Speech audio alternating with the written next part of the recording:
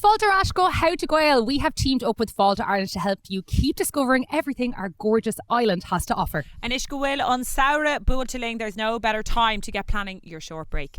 Take discoverireland.ie for ideas that'll get you and your friends planning your next big adventure. Tamarala Tashakhan to Spragala Dulatastal. Oh, as Darren would say herself. Now, Monserrate Gael on Schley and Atlantic Eon or the Gleoch. How about a visit to the Ackle experience in Chuntevrio?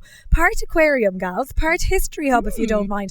Or you can head to Carnog Veva Schligach for myths and watching the world go by. Or if it's a trip east that is on your list, then Yartla Feckal in Ireland's ancient east. Wander through the Marina Market in Cork City, grab a bite, support local makers. Numas Tiberdoran on County Creepathagosh. Why not walk the ancient path of St. Declan's Way? Oh, she here trust bow her Ella. Tammy Dulla Shul Shlee Nave Declan. Akali Nadarudgi Gwil Kushlan Valihline a Guntanami and Chomakiana where history meets pop culture. It is also the location for the Traitors Ireland. Whoa. Fun little fact.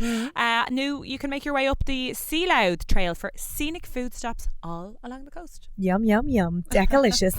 Now, Colleen, not grave our dross, good all to kilt and hair and good even gals, wasn't it? Yeah. It really was. Bob. On Quidis Farlum was, just on quality time on Turgun Kayla and Mower Kayla. Yeah. Oh my God. Like butter wouldn't melt. I know. Speaking of butter, on Rudis Farrell Umse, Yennemer, not on wrong Bokala. I haven't stopped making soda bread since. It's a real problem. Oh my God, Yeah. I've sampled it. It's good. You're getting good now, girl. Yeah, the clock though. Well, Joanne and Rud Abansa Lumsa, I have to say, it was discovering a new skill that I am actually a very proficient zipliner. Well, you are, because the froze and you come on. Go on. 1, 2 zip of you. Love it. Absolutely. So what are you waiting for? Plan your short break at discoverireland.ie and keep discovering the stories, surprises and soul of Ireland. Sinead go dtíreach Síomha agus Darren Quinniger of Vegach Triocht in Éireann. Whoa. Oh!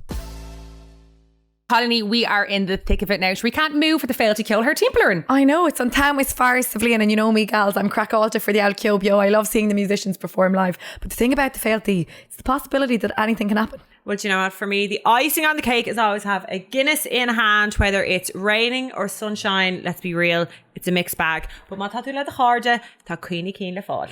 And whether you're at a session Ceola Loch Gorman or if you're just heading down to the live at the Marquee in Cork. She could be having an owl festival out the back, barbecue on, Guinness, nitrous surge, the love gut. Listen, sign me up, Louise. It sounds fantastic. Wherever you are on Saura Shaw, every day is a lovely day for a Guinness. Hey, Son Cora Show lads, Tá mé fizzle for some festival crack. Get the facts. Be drink aware. Visit drinkaware.ie.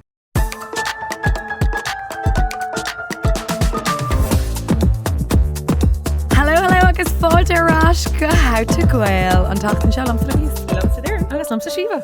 Colleen Táimid Rash reach the ngairdín. The 2E mustn't feel any cold anyway. We're hardy out, aren't we? It's finished. It was The full a warm back line here. evening. It was like 20 degrees, like a Yeah. hot plug. I know. I'm just a cold creature. I'm one of these people. The hands, the extremities are always Come cold. here, Colleen. Tá the grúg ag brand new fab. Gurmí Magot. Yeah. I'm really delighted. Listen, Gurmagot, Chris Toner, Imachud Gurga, Rimish and Banish and Derishach and Shkata.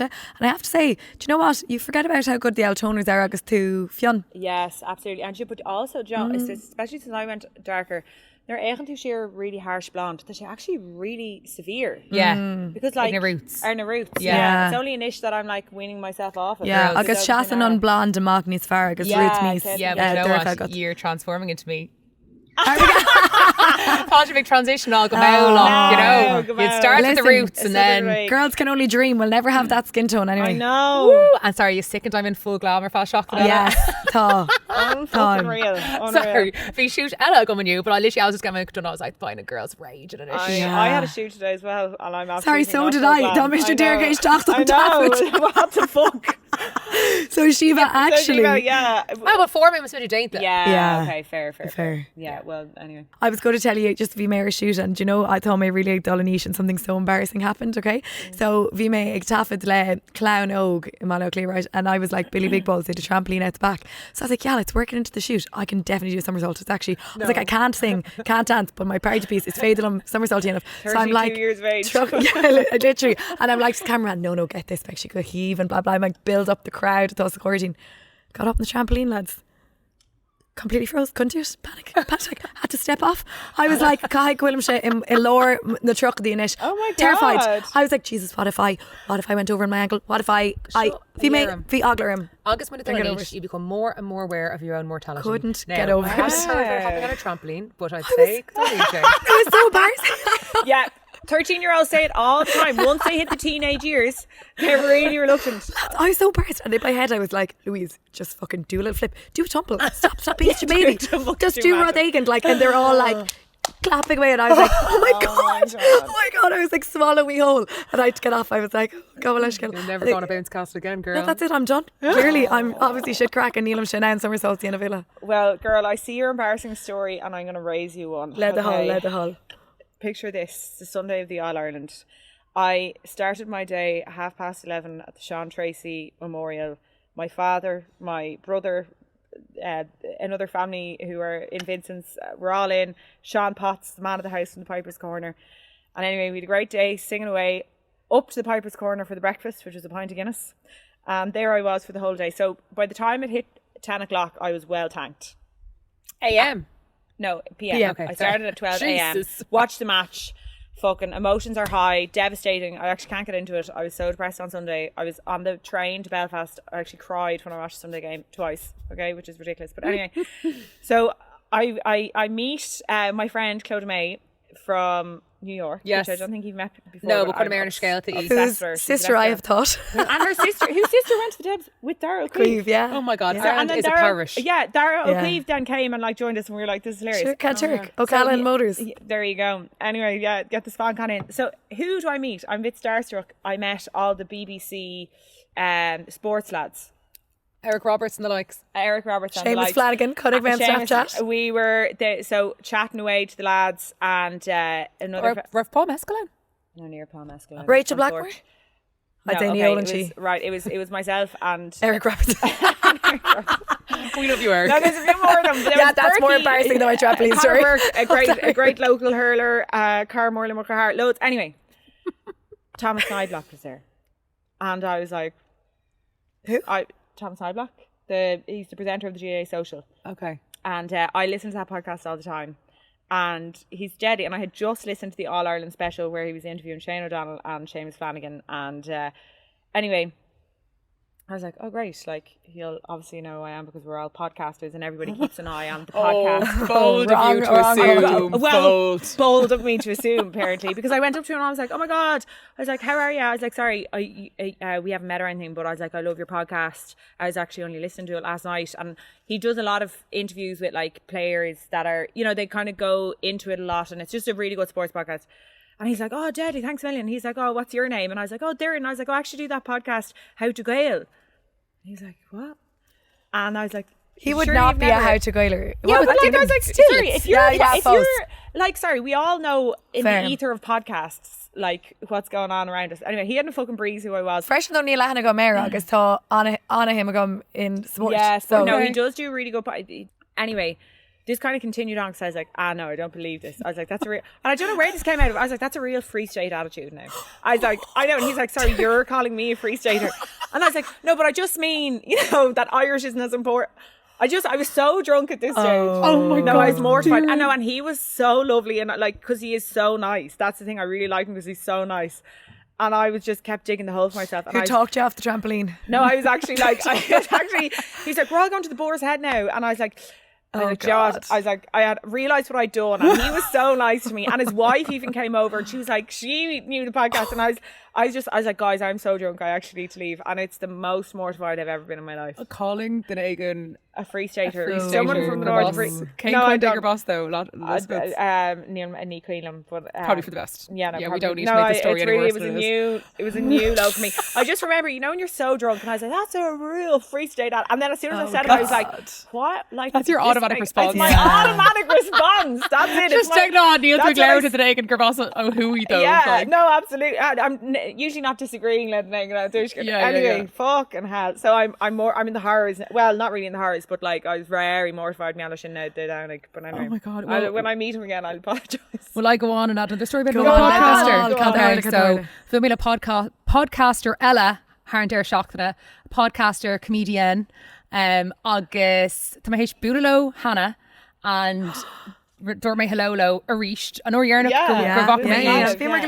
and lig sheed I don't know near ahan No, sheed but me. they made a comment mealler the far chéile, so Yeah. like they definitely knew Yeah. who you were. Anyway, so dúir mé hello and dar orgavach me now, which was like Shavini Staney, and they were like, oh, you're really familiar. And I was like, well, yeah, mar tamad héis búla chéile. Several times. And there she'd, oh my God, have I just done it to you again? Did I just do it to you again?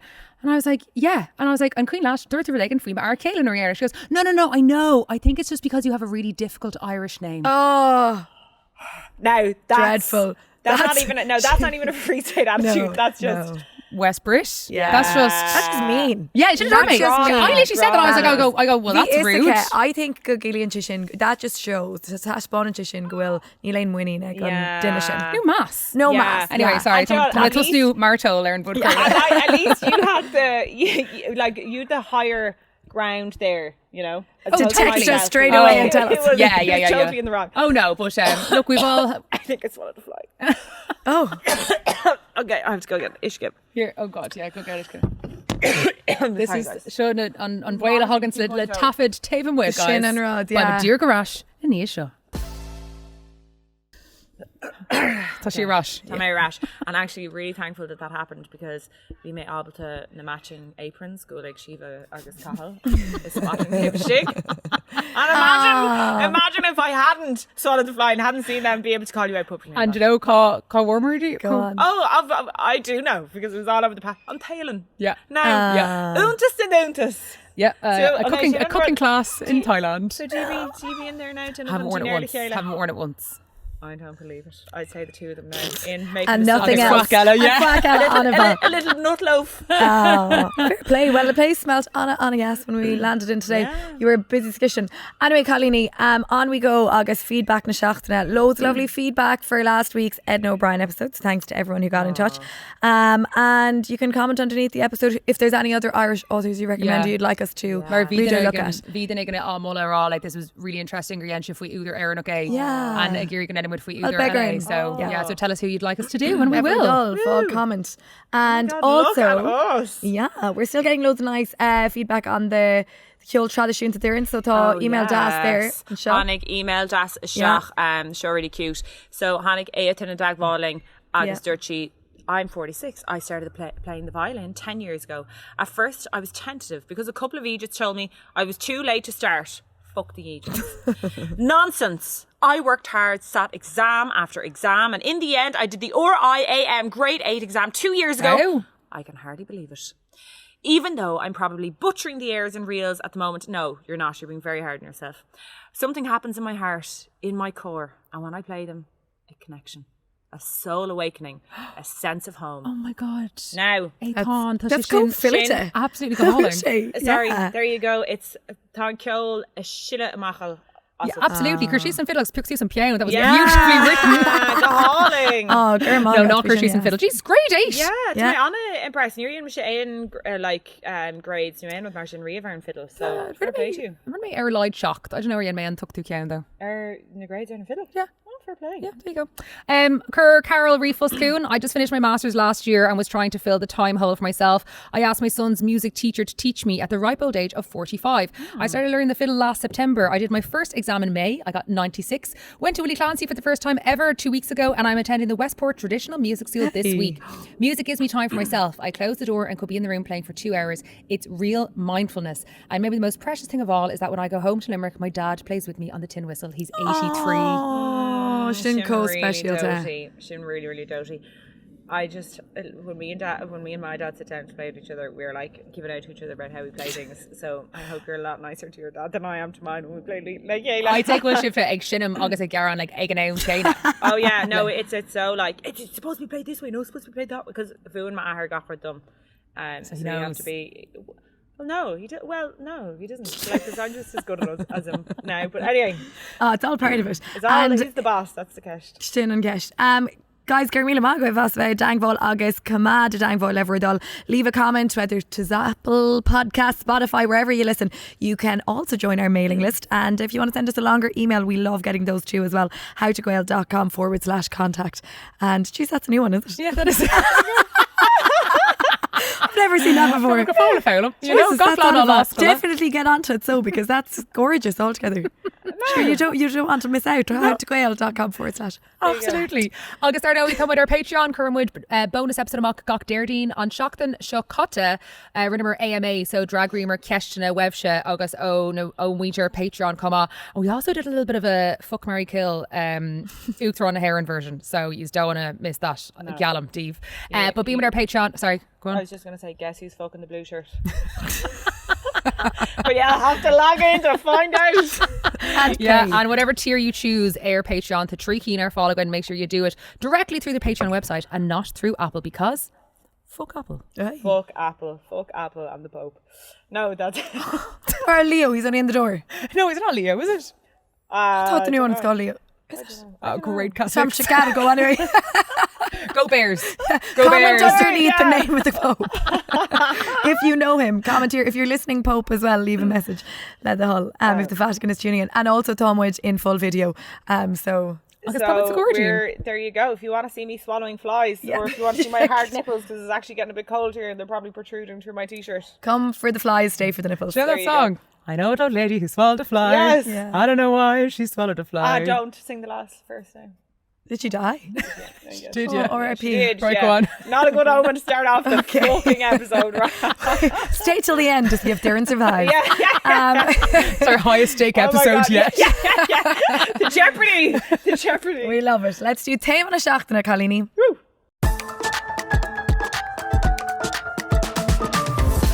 Okay, Táimid na seachtainna an tseachtain seo, Colleen, is how to Lúnasa. What is Lúnasa? It's on Táimid far lumps of bhliain. Are you Lúnasa fans? Yeah. Sorry, are we talking now? Sorry to fucking... What? Yeah, you didn't know what you were walking yourself into there. Well, hold on, because I'm like... You don't want to commit, yeah. No, because I like me Lúnasa and kind of Tréifse Lúnasa. So sorry, I was thinking like which one, but on Galrod, this Malum and Galrod. And I've had a bit of a difference in opinion of it. Le cúpla. Okay, inistún le the hull. So just agus míní sóige bhranní mé ar gcóí ar Lúnasa mar like, you know, deire an crack. It was deire an taurig, a rash ar skull, deire leis an sír séir fad a bhí agam na 3V, whereas now we don't have the luxury of like 3V séir le an taurig, so now it's kind of, it's all just shit. Yeah. Nothing wrong. But now like ní bhreathnaí America Súlish, and I think it was only hanging over my head mar druck rud, you know? Yeah. Whereas now like ní mar chéile ar curbe atá sé and now be McSú leis, and I actually associated with really dasta sailing-ish. Okay, Capra. Well, it's Caelúra atá. You know, if you look at the failure, it's Caelúra Lúnasa. Obviously Lúnasa is August, but it also is the start of the harvest season. Agriculturally in Éireann, you know, you would have set all your crops in Arag, you'd have done all of that, and now you're reaping what you've sowed, you're enjoying the fruits of your harvest, and it's Town Das. It's a big celebratory turn of the calendar. So for you therein, it's a Town Das agus specialta. Yeah, this is mad. This is actually really cute. We went just Ismeen if we shown there, we made them on, and so every Lúnasa, my family has like a big massive family gathering, like all of the aunts, uncles, cousins all go down to phlé or faighimid or seachtainna, and we have a big massive family dinner, and then the Kilgarvan show, because there's always a great tradition of the agricultural shows happening like around Lúnasa, and the Kilgarvan shows on the Sunday, and we basically just all go on the pints for the weekend. But it's been like as far back as I can remember, and then every 7 years, this is mad, but my family organise this, because obviously 7 is the mythological number, and they organise this overnight concert, and all the neighbours and like musicians from all over the country come, and the concert starts at 7 o'clock and then it goes until the sun comes up, and it's mad. Like they have like when the sun rises, the RT orchestra plays Misha, and then they have these sports stars coming over the mountains. Yeah, this is. This sounds like a dream. It is. Yeah, and this happens every 7 years. I'm not joking. They used to have Michal Umar Hertig would be commentating, and they'd have like all these sports stars come down, like Paddy O'Shea and all these lads would be coming down over the mountains, like soloing footballs or soloing schlitters, and like they'd like, as in like, you know, the Tuatha Dé Danann and the Fianna, our heroes, like the sporting heroes come down, because they'd have writers and musicians and stuff all the night. And like Michael D comes every year. It's president, like Charlie Haughey. Céim Tanamatá are in Féileach in It's called Féin and Leach. Charlie Haughey came down one year in his private helicopter and parked it in the local field. Yeah, it's a and it happens every 7 years, and it's happening this year. So Mata Ain Dana Timple, if you want to welcome in Lúnasa, it happens on the 31st of July to welcome in Lúnasa, and it's a fucking just liminal, magical, really, really special night. It's free in, and we love to see people coming, and it's just like bring pints, people pitch tents. It's a real local effort. And it's Oh my god, wild. bhfuil talks tá mé Yeah, it's cuide really go an wild. bhadan sin. Or Yeah. an bhadan ar giún. No, actually no, that just fair. cuide gom like a fair. lot. Yeah. Oh, shite. That's Yeah, what- yeah, yeah. yeah. Yeah, no, it's mad, and it only happens every 7 years. But Agus an fan gach aine sus na ar fad like. yeah, on her Wow. and everyone, and then it's amazing because it's all the neighbours like build the stage and build like, you know, and it's all on a volunteer basis. One year it was really mad. One year they knew that this boat maker made like a Viking, like a long, I don't know how them birla or long, you know, big Viking ship, yeah, like those old and like it was a huge thing. It took ages to make. It was massive, like as long as your house here now, Síomha. And that's Huge. Very huge. long. They had organised bugger. transport for this like ship to come all the way down to phlé. Then like it was a huge job getting a crane lifted into the river, the local river, which is the Salon. Swimming pool. No, the local river is on Salon. Salon. And there are Tallinn Salon. Yeah, I It's the know. only masculine river in all of Ireland. Oh, And there is their a thing shame. is Mission Salon for Father Firden, Shahanam, Caval and Dinne, and every 7 years it claims a life. But anyway, so they put this big massive boat in it, and then they set the boat on fire, right? This is mad. Yeah. Dainty bear mushrooms is there. Oh, it's fucking off the Gach wall rud, stuff. yeah. It's off the. But when the Viking thing, and like you're out in the middle of the fucking back of Beyonds now, like you're in Glen here, like you're very far from civilization. And it was the time, it was in the 80s before, you know, you would have had like lights at a football pitch or anything like that. And loads of people saw figures like in the distance coming out of the Tinna? of the tinna and the Wow. burning. Yeah, it's a fucking mad limit. So anyway, there you go. If anyone's looking for a way to bring in Lúnasa, I'll be there. The sun will be coming up. We'll be welcoming the sun in the glen of Gaeltach Fuscrí, Gaeltach Cúlé, Ártatá, Harveh, Nasca leis an Tuatha Dé Danann. The Paps of Anu are looking out at us there, who is a goddess of Tuatha Dé Danann, and Yeah. there you go. It's going to be There's sin go mental. special, but it's Bralan when Shleen will say, is it what you say was féin a leach? Féin leach, So like yeah. leach, the Lú was the god of the Tuatha Dé Danann, who Lúnasa was named after, and he was never, when he was on Earth, was he really known as a leach until he really his powers were, you know, that he was kind of a jack of all trades and a master of none, but had the law of a father, which would like And he only spring became the. a lek in his death. I think it was after his Same death. It was kind same of as all the geniuses, like Vincent van Gogh and all them, you know? Yeah. chop Yeah. the ear off. Yeah, Yeah, chop all the of ear us off, shot. yeah. Everyone wants a video. Yeah. But it was like the law of a father. He'd be sticking his hands out like the sun rays and shining the harvest down. But is that amazing that Leach, that's what you're Caelora, Yeah, it's you know, festival, yeah. for the heroes and for Yeah. the. Yeah, it's mad. Like Christy Moore, like loads of fucking really massive people come. And it's mad, and they just play Were you gonna away, say and it's free. Christy and it's Moore? like, Loads of really massive people come. no, like Yeah. really big stars, like Yeah. and they just come and they Wow. just come for Up there. free. They just come for Especially free at to the- play and just yeah. be part of it. Yeah, But it's mad. Shin Rod Thorlian, I think, not to that scale, obviously, but Timple na Tíreg and now Shud and Bhliain, there's so many pattern days and celebrations like Bhliain Cuivni Aguivsha, obviously that's your big one. Yeah. Like is Queen Lumsa in Ballyhaig, there'd be the pattern day on the 8th of September. Yes. And it used to be like, I think it was a religious celebration, but you're Rumish in, it was obviously rooted as like something that they would do in the place, and to this day it's still a big like harvest festival, and it's a Caelora on at the harvest time because Gachrod, you know, and it's Queen Lumagoni Fosnius, that was like the biggest day for the parish in the year. Yeah. Nias like Mona Nolig Noinrod. Really? They did all that because the farmers I suppose would get a law sayer or something. Do you know what I mean? Like the end of the hard work of the baling, and this my Shanaher was had a combine harvester, which was rare at the time to own one of those, so he would rent it out, or his people would cut the corn for loads of people. And I remember this time of the year, like when the corn was cut, that was a massive Caelora because it was such a long and hard job. Yeah. You'd spend hours in the field cutting corn. And Do that you was know? when they had the combine harvesters, but that's before, long Yeah. after the thrashing mill was, Well, yeah. had come and gone. Yeah.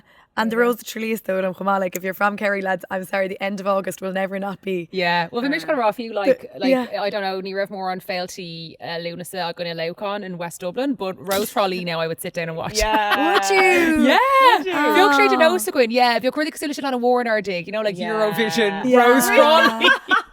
They'd be in the same category in our dig, Oh my like, God, you that's know. very cute. Yeah, but those kind of things that kind of unify the nation are fat Yeah. even wide. And Do you know what I mean? You could have seen Louise up on that stage. Never made Oh, it. she was Didn't even may make the cut. You're such But a is rose. Queen actually Fosnies we go into Tralee lads with our little note, we'd have a little deal in it and we'd be like getting the autographs off the roses. Oh my god. Do you know, isn't that so funny? I was just like Well, Conig Michelle yeah. le fear, right? So it's a Kate or a song or Conig May and just bug Michelle agus Carla Mustakla strong share like le fear vi Shomer gets an Orson show and he had been one of the what do you call it when they escorts, right? Yeah. And he had his little he had his little pin Yeah. and he left it out at all times. So we always knew.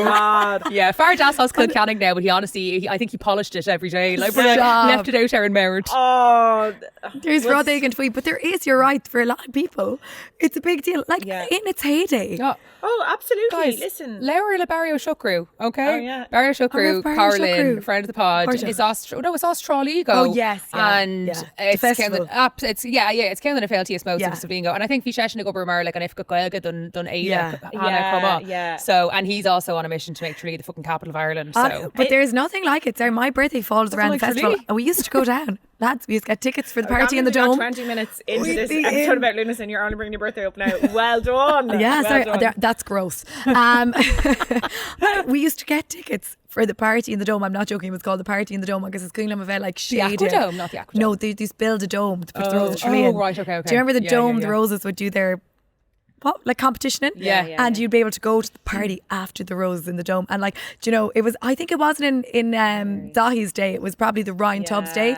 And there maybe there was a bit more, it didn't get more glam than the Rose of Tralee at a certain time there, back in the early noughties, to be fair. Yes, it was rock and roll fucking and rock Rose of and roll. Tralee. Yeah, yeah. With the Celtic Tiger was fucking swinging around, and Yeah. there was money in the place, and the Rose of Tralee was. They were all coming down in the helicopters for the Rose of Tralee there now. On Rose, oh, Bally Could you O'Clean. imagine Remember it? the Could hip you hop imagine Rose? The hip hop, we'll hip-hop never rose. forget. We'll never forget the hip hop my rose. God. What would your talent be? Well, obviously you do kill. Sorry, never mind. Yeah.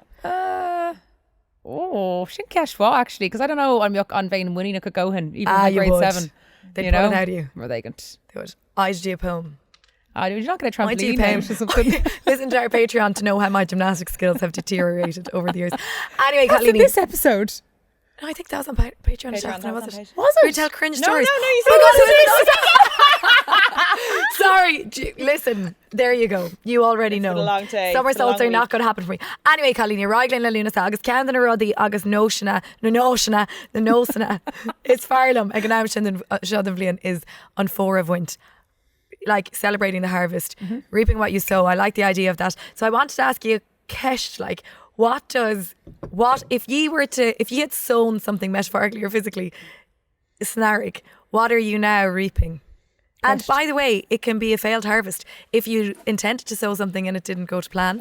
Agus ní léon rud le bhaint. Tá sin a rá chomá, 'cause I think it's tábhachtach leart faoin dárad. Because it's not always, by the way, this is Sometimes- life. sometimes crops fail. And know? fucking neatly. So, will I go with this? Yeah, go on. Okay.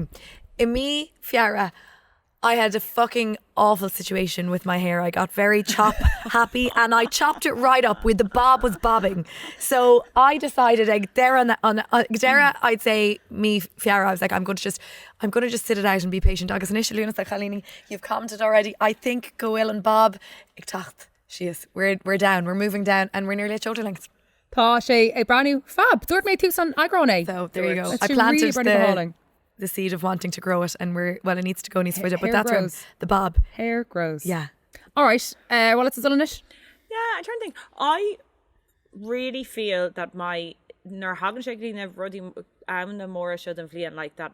Like for 2 weeks before, I can really feel massive shift, and I feel it le Lúnasa tacht. Rud Bader. I just feel bhí mé gobar an chruig an bhliain seo agus tá luach mo héir I tachum and it's féile mé bhrán. Tá sé really Okay. anabach. Yes. Points on there and good news. There you go, baby. There you go. Over to the gravediggers for maybe the best pint of Guinness in the world. Cool. And you will have to listen to Patreon then came in now. Yes, that happened our Patreon. Yes. Okay, so the Gara dagam to the task. Yes. All right. If we're hang. Oh, she brought supplies. Go on. Trotty. Oh, look at this. Green fingers. Trothy Colpendred, all right? Oh my God. See him now in his apron. I know. Out tending to the tomatoes. I know. And Takin Ella, Tha Wadney Smo actually take fear doing and shit. Oh my God, Tom. Yeah. I think they need to be pinned up a little Oh, bit. so but we yeah, should so Trothy- actually firm your Now, when Well. we say sheets, and it was literally just Ashen of Bhliain and Yeah. Tashada was the ngairdín. So, but I'm gonna take credit for them just in Agron Shaw. And then on Darrow Colony now, to my HFS gym. Yeah. Oh, go a leis Gail. Sorry, unreal. I know. I'm kind of delighted. Like three new Girls, characters. put them away. Yeah, I know. Sorry. Dangerous. I know. It's like an arm America wrestle. in here. Yeah. But yeah, so to my on a consistent the ceachtain an ús and tal luc my hair le fesh. Oh, there's Shinga hauling. I love that.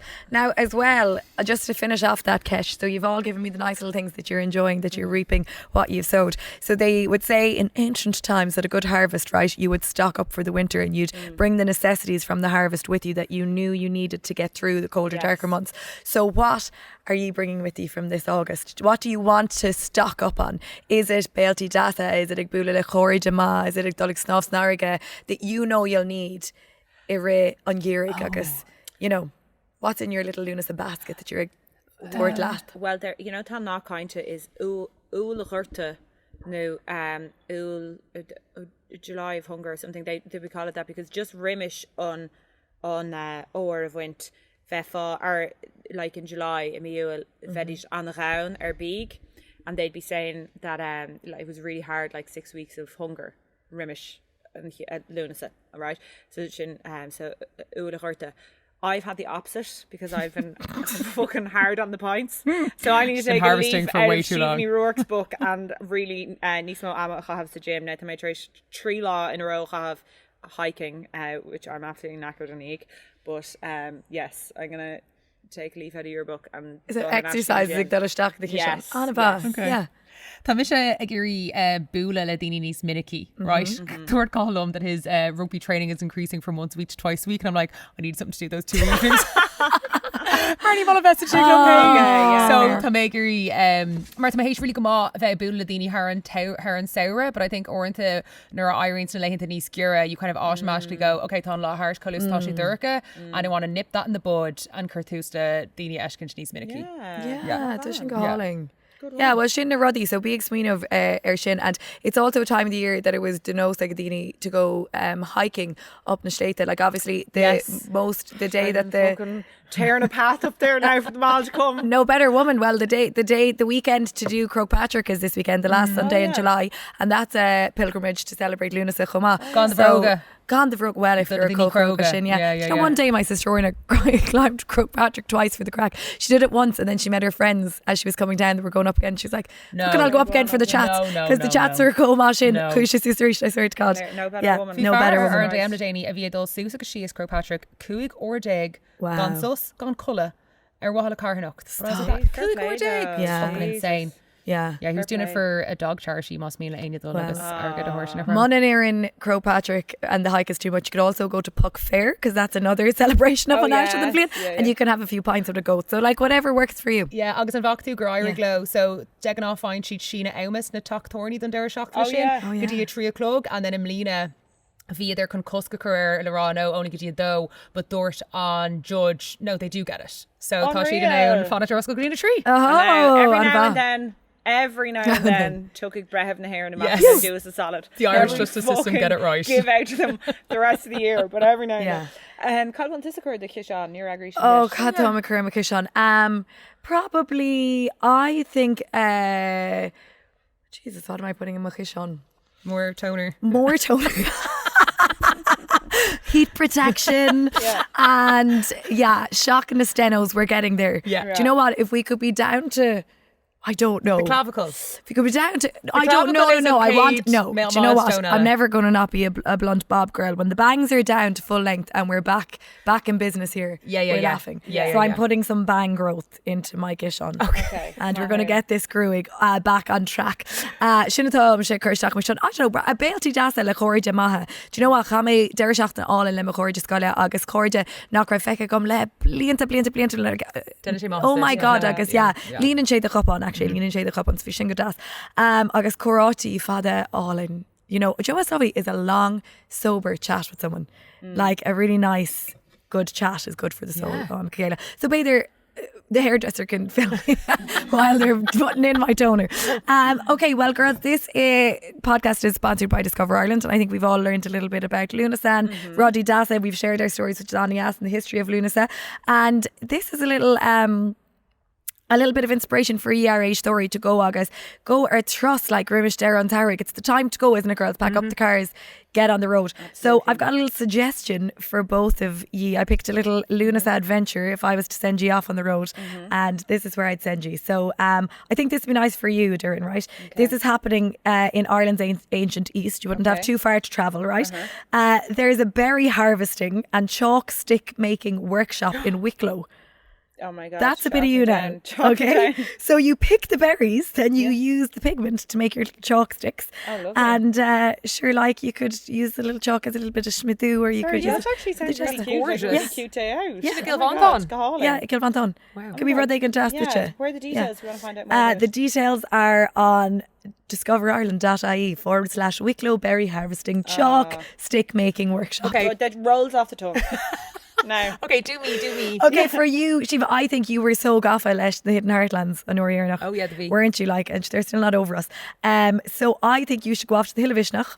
Okay. She's done enough hills, so you go up the hill. Yes, Bring the absolutely. kish on lat, right?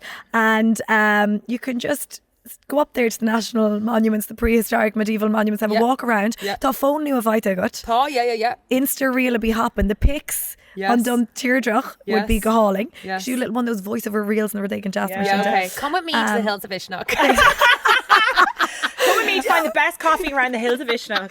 I think you could do like a little, 5 hills of Ishnach, you should. Yeah. Oh my God. What are the best 5 hills of Ishnach? I kind of like that. And listen, if none of your interest was piqued there, lads, the country has always something to offer, doesn't it, girls? Absolutely. And there's no time like Lúnasa to get out and to get into the Glushtan or the Roher or Payrod. Up the hill, up Crowpatrick, Up the hills of Ishnach. onto Dry the water, or down to Muskerry, which actually, to be fair, that wins the fealty. No, it's going to be so she shouldn't go fucking- heaving. It's going to be unbelievable. So if Yeah. you are, and it's Falter of Gachlan, and you can come say hello, and it's going to be fucking Chuck me deadly. a gown, shock bhliain. Girl, All right. there you go. Shock me and I put it in the diary. I'll have to book you that far in It's Fihe advance. Fish Shay, so it'll be Fihe Truck a Hain. Oh my No, goodness. Fife Cuick. Oh, fuck me, Yeah, it'll be sorry. Fife Trucado, yeah. Conas Graham what the comey. Girl, I just don't know. But look, you just sit there looking pretty after your shoot today, okay? Right, Colleen, Anava, welcome Mila Magov, Discover Ireland. Now, shall we do our Yopsakas Yoks in the Shachtana? Yes, Joachna Shockna Dumsa ná an BBC agus anna cuid stáisiún radio actually ag shint Éireann CMAT gan an versa Gaeilge ann. Versa ag túsan Éireann. Now, leave me out of this. I've enough beef with the BBC after Can I my just say fucking- what I did though on Lani Action? I just played the Irish verse and nothing else. Oh, did you? yeah, Fun. Aaron Radio, because I was like, Yeah. Now, Tá obviously Ryan Count for like the label actually sent out the version Gone on Gaeilge. Did you get a version Gone Gaeilge? yeah, You yeah. did? I think okay. of near for Michelle. Yeah, no, I don't really get Kill Merchant, but Okay. what's her label? Is it? Níl to go don't actually. know. Yeah, Okay. yeah. No, so like I don't know, make her look their CMAT or Kirby Yeah. show. It's just on Atney and the labels more show agus better on Ernal Ceol Luach na Gaeilge agus Luach Ceol Gaeilge.